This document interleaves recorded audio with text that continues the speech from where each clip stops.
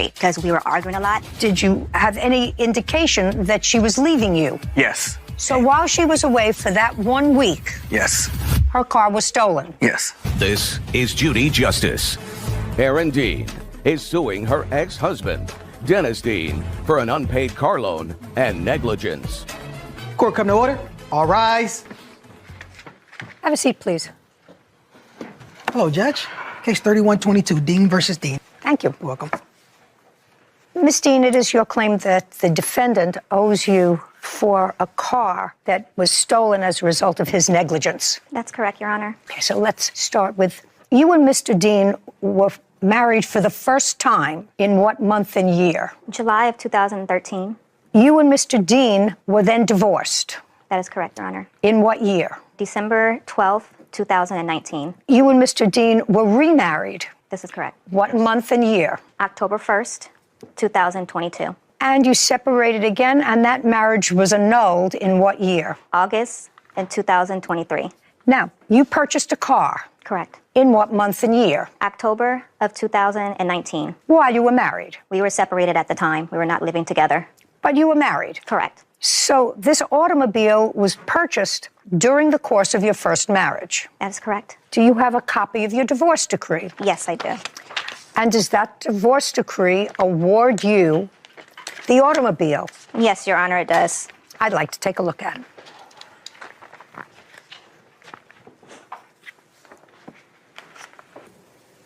So you were awarded in the divorce the Jeep Cherokee. Correct, that is correct. And then you remarried October of 2022. That's correct, Your Honor. The Jeep Cherokee, which is the subject of this case, was stolen on what date? From what Dennis told me, he realized the car was stolen on December 19th, 2022. While you were still married. Correct. Now, you were remarried in October of 2022. Yes. And where did you live? In Pasadena. What address? 780. And you both lived there together? Yes. Had you lived there before, during your first marriage? No. Had you lived there while you were separated? Yes. When you remarried and you were living at 780, was the plaintiff living with you? Yes. So she moved into your residence? Yes. So far, is that correct, Ms. Dean? That's correct, Your Honor. And you had no other residence? No. So you moved into 780? That's correct. Mr. Dean, until what date did Ms. Dean live at 780, month and year? January of 2023. That is false, Your Honor. Just, Okay. I'm not asking you anything. Okay. January of 2023. And what happened in January of 2023, sir? She moved back east. East to where? North Carolina, while we were still married. Okay.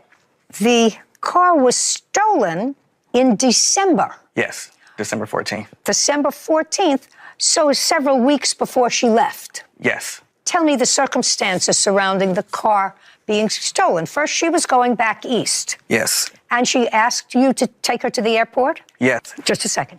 Did you drive her to the airport? Yes, I did. On what date? It was a week prior to the car being stolen, which was December 7th, 6th or 7th. She asked me to take her to the airport. Mr. Dean, when you took her to the airport, what car did you take her with? In the Jeep Cherokee. Did you have another car? Yes, I did. Why did you take the Cherokee? Because it was big enough to put all her luggage in. So she asked you to... Yes. Okay. Now, when you left for the airport, where had Mrs. Dean spent the night before? At our residence. At your residence, Yes. together? Yes. And what was the reason that she was going back east? To visit her friend in Houston.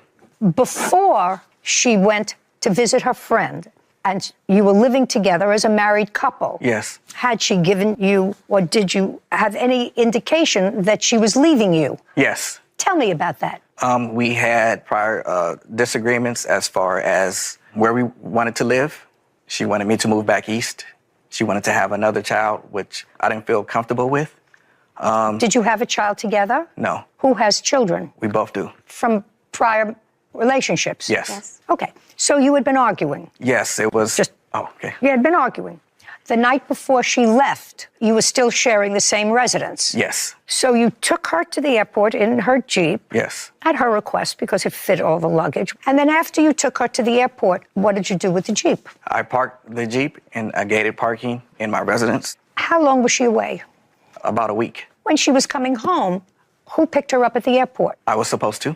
And did you pick her up at the airport? No, I did not, because she says that she wasn't coming back because I had told her about her car being stolen. And then I told her that once I found out that it was stolen, I got a police report done. So while she was away for that 1 week, Yes.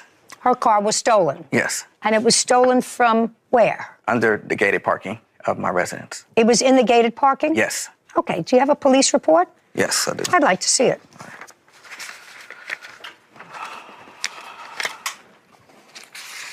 Here it is. Police report.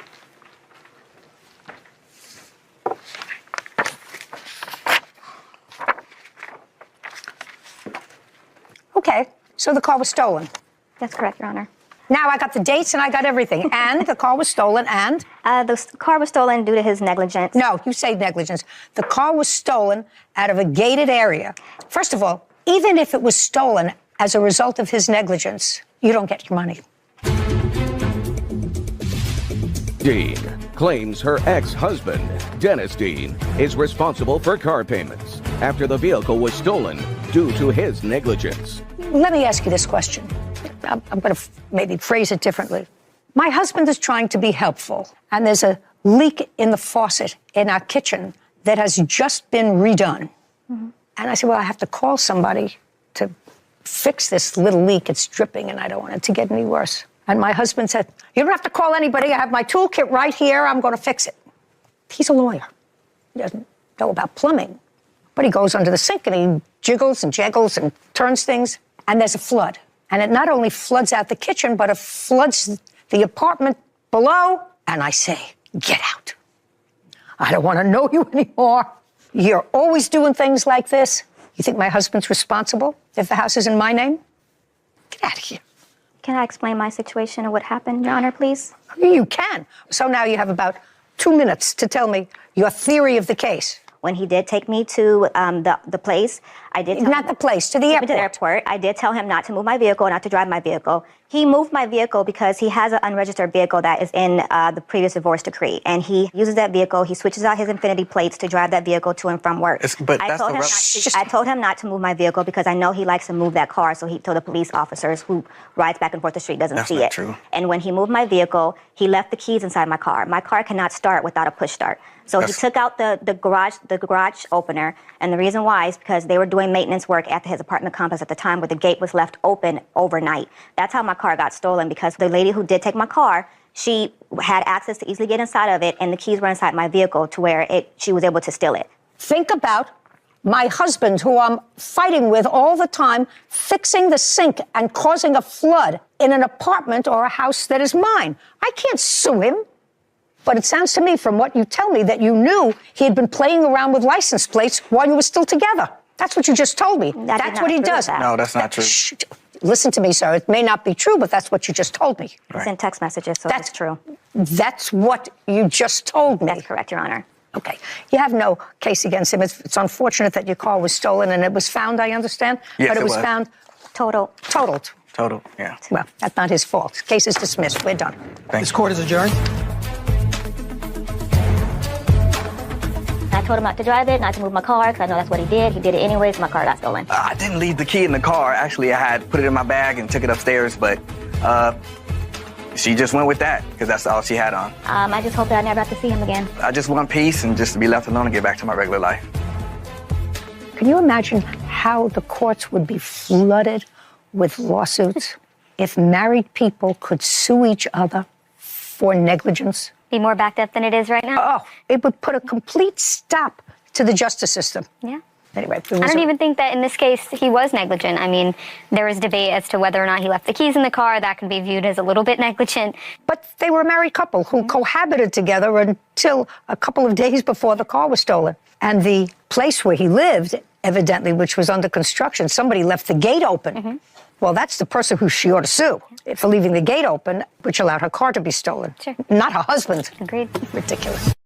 I was coming from being chased. There was no speeding car following you. They should have been right behind you. I turned, and I guess maybe they kept going straight. I guess not. This is Judy Justice. Andre Skates, is suing motorist Melissa LaChapelle for vehicle and property damage. Court come to order. All rise.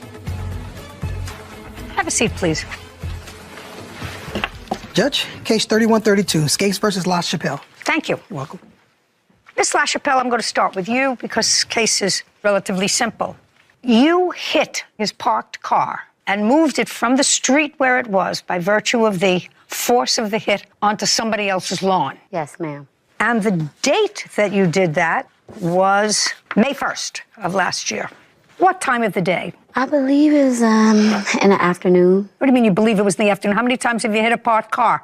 My first. Well, then I would know accident. what time it was. Approximately what time was it on May 1st? Around 2, 3 o'clock. In the afternoon. Yes. Where were you coming from?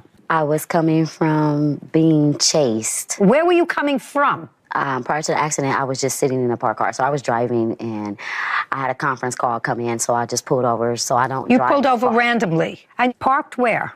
On Florence and Western. How far is that from where you hit his parked car? Maybe about a couple of miles. Did it take you 5 minutes to get there? 10 minutes to get there? How long were you traveling? 15 minutes. So you were driving for 15 minutes from the time your car was parked until you got to where you hit his car. Yes, ma'am. And what kind of car were you driving? A Dodge Journey. Was it your car? Yes, ma'am. Was it totaled as a result of this accident? Yes, ma'am. Okay, now you're going to tell me the story that you're going to tell me about the circumstances surrounding your hitting his parked car. Well, on September 16th of 2022, I had a hair appointment. I showed up at my hairdresser, and there was no show, no call. So moving forward, I set an appointment with another young lady in the salon, and I got my hair done. And so when I reached to make the payment to pay her, I came across being scammed. So I explained to Came across being... scam, like someone hacked my bank account for the funds. Okay, and you have proof of that from your bank. No, I do not have So, that. so the My answer bank is, account. just a second. So the answer is, you do not have any proof as to the beginning of this story. No, Okay. I have no proof of the bank account being hacked. Well, but you showed the hairdresser, according to you, that your bank account had been hacked. That's why you couldn't pay her. Correct. Well, I'm just asking you for proof of that. No, I don't have it on me. So you don't have it. No. Well, that's easy enough to get. Your bank account was hacked. We're not talking about 30 years ago. We're talking about a year and a half ago. So you would have had that if the story you're giving me is true. What's the name of the hairdresser? Have you ever used her since? No, never. No. What was the name of the hairdresser that you had an appointment with that you didn't see that day? Have you seen her since? Not since the incident of wrecking his car. I seen her on that day. So you haven't seen either the person you were supposed to see or the person you stiffed in September of 2022, No. right? And then, allegedly, on the day of this incident, you saw one of them? Yes. Yes. As you were sitting in a parked car where you had randomly pulled over to make a conference call. I'm just following the story.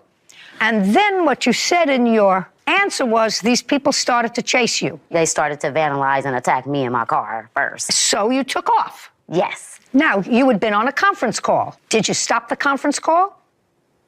I just dropped the phone. The answer is you stopped the conference call. Yes. But you still had your phone. Yes. And somebody was chasing you, according to you, for 15 minutes in your car where you were with your phone.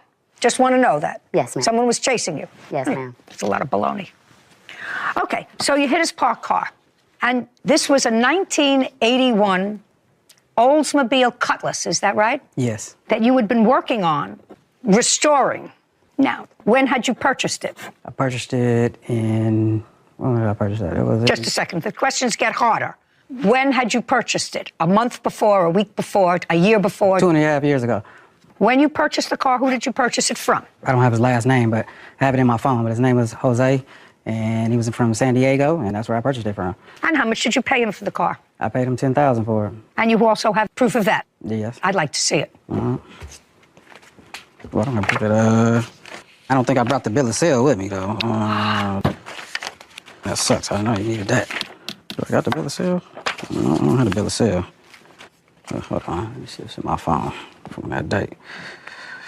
Where'd it go down? Yes or no, sir? That's a very easy thing. Don't waste my time here if you don't have a bill of sale on your phone. I don't have it in my phone. Okay, very good. And you don't have it there.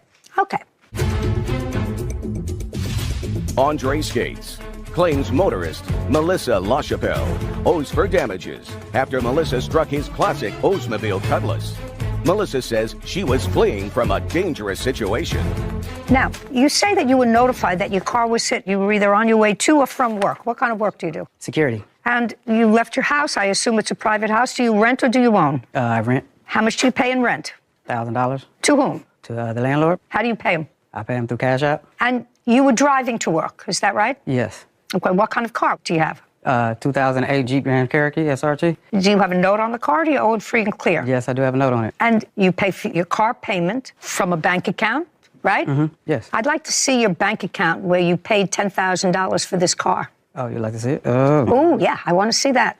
Because I assume, if I said to you, could I see a check for the $10,000, you don't have a check. No, because I No, pay cash. just a second. Well, you don't carry $10,000 in cash because you can transfer the cash just like you do for your landlord, Yes, right? yes, yes. And you don't want to carry for that your much. car payment. So that's the way your generation, not mine, but your generation pay things. They walk over to a machine and they go like this with their phone, and it's paid. So you pay your other bills that way, sir. So you don't walk around with cash. I want to see where you had $10,000 in the bank 2 years ago. I know you're going to ask me that. Okay. You want to see a photo? Yeah. Mm-hmm. Okay, Audubon Classics. So tell me how much this is. Oldsmobile Cutlass. Okay. So they range. There's some that are very expensive, like $28,000 that I've seen that are fully restored, and then there are some, like this one was $22,000. But then there's This is the 81, yeah. Yeah, but then there are some that were not restored that I saw for about $8,000 or $9,000. Not restored. Yeah. Okay, great. Thank you. While he's looking, you have a copy of the police report? No, we didn't have a police report because no one was injured. That's not why you don't have a police report on that kind of an accident. Could have killed somebody. Yeah. Okay, Mr. Skates, let's go. Do you have it or do you not have it? Yeah, I'm pretty sure I have it. It was 2 years ago, so I got to go all the way back. Well, you should have had it with you. You're suing her for $10,000. So all I want to see is how much you paid for the car. You say you paid $10,000. Yeah, I know. You don't have a bill of sale. I just want to see where you had $10,000 in the bank, and then it was paid out to Jose. You do understand, Mr. Skates, that that would be on you. You have a whole bunch of papers there. You do not have a bill of sale on the car. You don't have any proof of what you paid for the car, except your word that you paid $10,000 for it. It's very easy to go back and get those records. We're not talking about 30 years ago. No. I know. You got a whole lot of papers there that are irrelevant. And your insurance company, according to you, valued the car at $3,500 and paid you because you did have insurance on it. Yes. So all I want to see is what you paid for it. No, I'm trying to... Just a second. You have a video of this accident? Yeah, I do. Keep looking. Okay, all right. Do you have a video of this accident? Yes, I do. Play it. I want to see what the car looked like.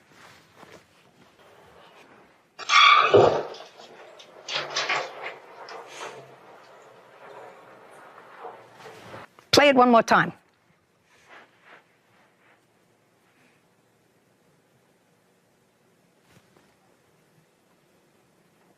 Keep going, keep going, keep going, keep going. I'm just looking, by the way, Miss LaChapelle, for the people who are chasing you. Because now you hit the car, they should have been right behind you. They were chasing you, right?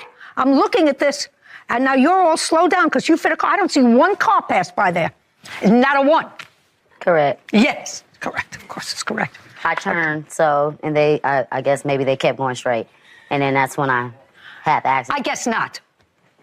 Okay. Mr. Skates, I want to tell you, your exercise in exploring your phone to find proof that you paid $10,000 for this car is going nowhere. Got it? Yes. Now, you insured the car, correct? This old car, because it was going to have value once you restored it. Yes. Now, restored, the average price is about $10,000. That's what Sarah tells me, correct? It ranges, but I could find a couple if you want. No. It ranges 9, 10, 11. It can go anywhere around that amount. But that's fully restored, right? Well, restored means like when that's mint condition. Like, 'cause when it's in mint condition, that's how much it would go for, like 9 or 10,000. But the features that were on the car were extra couple little features that people like on those cars, which is the stick in the floor and the T-top features that are on there. That I people have like on those no idea, sir, show me what the car looked like before she hit it. There we go, right here. This is the one with the rims. Here goes one. Where's the other one at?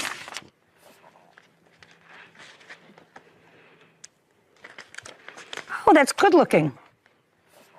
Now, when you bought the car, sir, was it running? Were you able to drive it back from Jose's? No, I had to get it towed. So when you bought it, it was not running. No. So you didn't pay $10,000 for it. Yes, I did. Yeah, I don't believe that, sir. There's one car available for sale that's a 1981 Oldsmobile Cutlass that's drivable, that's $5,100, not fully restored. That's today. That's why I was saying the features that it has on I don't care about the features. You bought a non-running car that had to be restored to running so that you could resell it. You hoped for a profit, but there's no way you spent $10,000 on the car, because then if you were putting in all new parts and restoring it, you would never be able to recoup your money. Yes, you can. No. Can I explain? Because I put a lot of money into it, and the resale value once. Just a second. Okay. So far, I don't believe that you paid $10,000 for it, not running. Now you're going to show me what you put into the car. Okay. You see, if you told me the truth, sir, and if the insurance company only paid you $3,500, I would have paid you what the value of a non-running car would be, plus everything that you put into it, less the $3,500 that the insurance company paid you for it. So if you have everything that you put into it, the only thing you don't have is what you paid for it. Am I correct? Yes, you're correct on that part. Okay. So now let me see what you put into it. Oh. Trace Gates has accused motorist Melissa LaChapelle of crashing into his classic Oldsmobile Cutlass. Melissa claims she was being chased by another vehicle. Now, all of your receipts for the car parts that you purchased total $9,393. Less the $3,500 that you were paid by your insurance leaves just for the parts alone $5,893. Even if you paid $5,000 for the car, you're at $10,000. Do you understand? Yes. So if you had given me a figure that I understood, because right now you want me to believe that a man who works very hard in security paid $10,000 for the car and $10,000 for parts. Yes. And the average range for the car is Between 9 and 18. between 9 and 18,000. Yes. To buy a restored car, and you've already put in $20,000 in the car before you sold it. And I don't even know if it was ready to be sold. Do you understand? That's how much I was going to sell it for. It was like $20,000. That's what I was trying to explain. Just so I understand that. You've already, if you want me to believe, sir, that you bought the car for 10, you're already at 20. So even if you sold the car for its highest price, which is 20, you'd be breaking even. That's not what you bought it for. Well, no. You bought it to make money. No, I bought it to keep it, actually, because it was a sentimental What? value. I said I bought it to keep it because this was something that I wanted to have for a while, because this was something that was kind of sentimental to me, because we all used to ride these cars when I was younger, so it was something that I kind of enjoyed and liked, and I wanted to keep it. I wasn't planning on selling it right away once I finished. How old are you? 44. So what you're telling me is you remember driving around in this car when you were 2 years old? No, in my 20s. You know, I want to introduce you both to the truth. Hello, how are you? I understand who you are. Thank you very much. Okay, Mr. Skates, you're owed some money from her, even though you've inflated some figures. She owes you some money. Do you have any reports from the police on this? I have the vehicle incident report. I'd like to see it, please.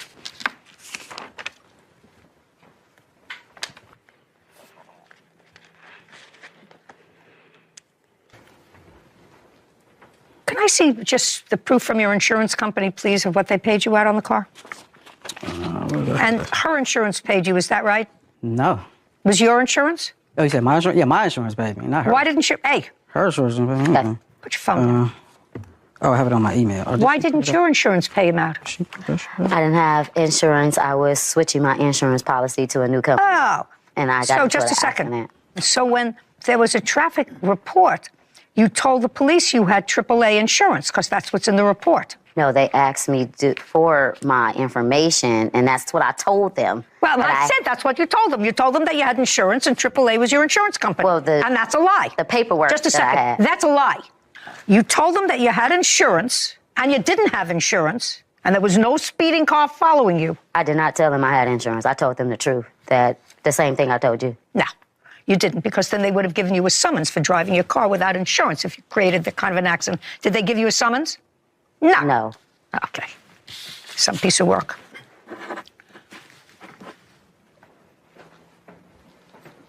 So your policy limit was $3,500. Is that Yes. Is that correct? Okay. Where is the car now? The car, It's not an answer. Where is the car now? in front of my yard. Okay, so you have it. Yes, And this incident took place on May the 1st. yes. Why is it still at your house? Because I plan on getting another one and rebuilding it. So you plan on using it? Well, I plan on using it for parts because I can't do anything else with it. Or But you set- plan on using it for parts, whatever it is. Do you have a photograph of it? Yes, I Now, do. I'd like to take a look at it. There's a couple more.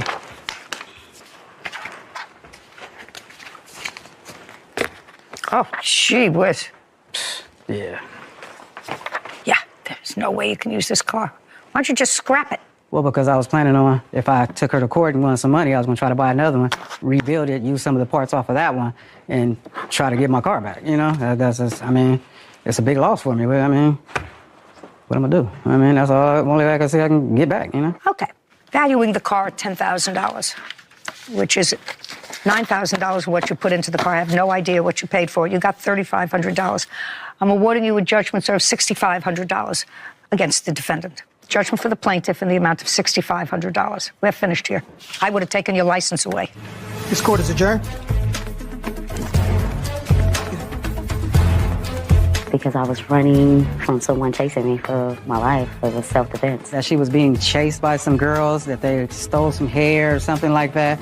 And I was like, well, where are they? We didn't see anybody there. If they were chasing you, why didn't they stop and come and get you? Why didn't you crash? Because that was their time to get you if they were going to get you. Because the person was not turned down the street as me, so it is what it is. But then she mentioned it to the judge, but didn't mention it to the police. And she said it to me because I was wondering why you were going so fast down a narrow street with a bump on it. And that's what she said, that some girls were chasing her over some hair. I am still driving, but not that vehicle. It's totaled. It's time to get a new one. You know, common sense is a great indicator of truth. And I think that if the defendant's story was true, that she was being chased and harassed by these two hairdressers, you have your phone in your car. You laid it out perfectly. That you make a quick 911. You call them and you say, oh my God, these crazy people are chasing me. or none of it ever happened. Or when you finally cause an accident like that and your car is severely damaged and there's nobody chasing you, you stop to wait for the police. And when the police finally come, because she was looking to boot out of there, you say, these women were chasing me. I know who they were. You would create a police report. Just a whole lot of who shot John. It's unbelievable to me that people can make up interesting stories. In 2022, she had one hairdresser appointment. She had Very intricate. Very, very intricate. Nobody has any proof. Yeah, they never do. Sometimes they do, but not in fishtails like this. So you moved in with your aunt and uncle. I was told that I was using them. And it was a heated argument. I had to contact the police to get my things. That is not true. I lost my dad, so I never really got to have a connection with them. So this was an opportunity to really be a part of their life. This is Judy Justice. Kaylee Kobleski is suing her aunt, Brenda LaFountain, for personal belongings after moving out of Brenda's house. Court come to order. All rise. Have a seat, please. Case number 3024, Lukoski versus Fountain. Thank you. You're welcome. You were in the military? Yes, ma'am. And when did you get out of the military? December 14th, ma'am. December 14th of 2022? Yes, ma'am. At that time, you had no job, you had no place to live, and the defendant is your aunt. Yes, ma'am. I assume you called her and asked her if you could live with her? No, ma'am. My mom refused to pick me up from the Appleton airport. And? My aunt, Brenda, was the only option at the time. Just a second. My question to you is, she would have to know that you needed a place to live. The question is designed to elicit an answer. Did you call her or did she call you? I called my mom and my mother called my Aunt Kelly, which is Brenda's sister, and worked it out with Brenda that I would stay with her. I didn't ask you about staying with. When did you first have a conversation with your aunt? The day she picked me up from the airport. What date? December 15th. She picked you up from the airport. Had you had any conversation with her prior to her getting to the airport? How you would be arriving, what time, where to pick you up, where you would meet? Did you have any conversation, either by text or on the phone? No, ma'am, I did not have a cell phone. So you had no conversation with her? No, ma'am. Okay. December 15th, she picked you up, got into the car, and? We went back to her house with my Aunt Kelly and Brenda, and I moved there. Well, tell me how that happened. You're a big girl.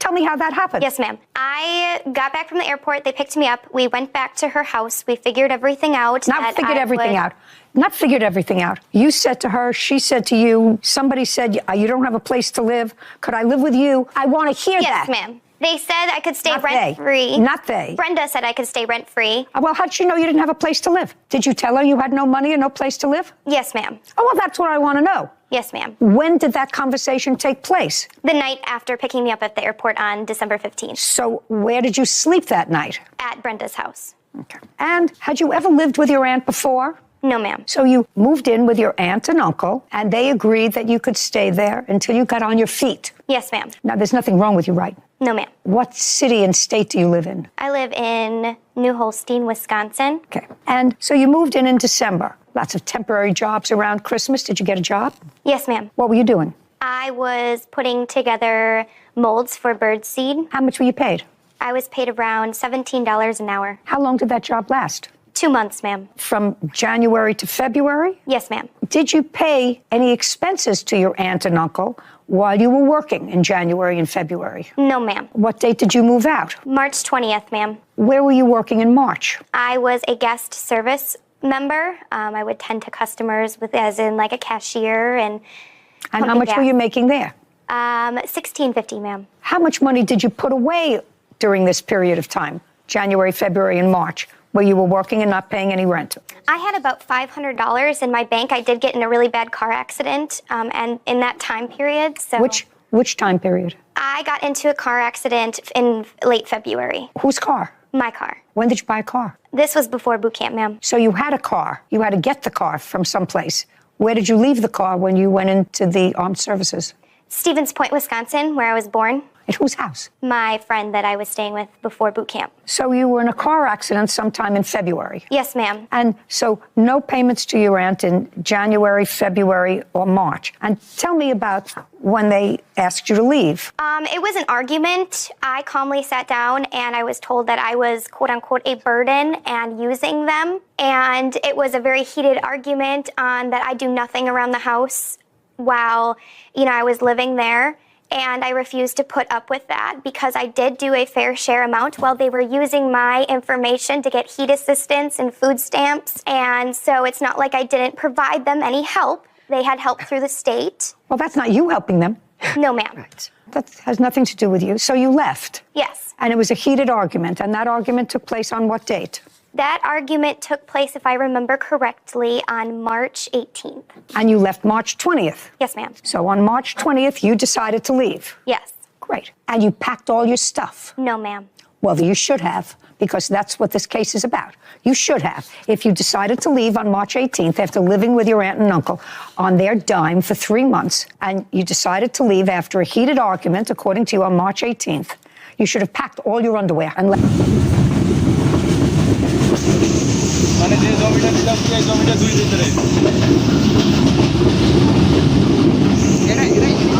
Indian. Oh, itu dia pera. Nah.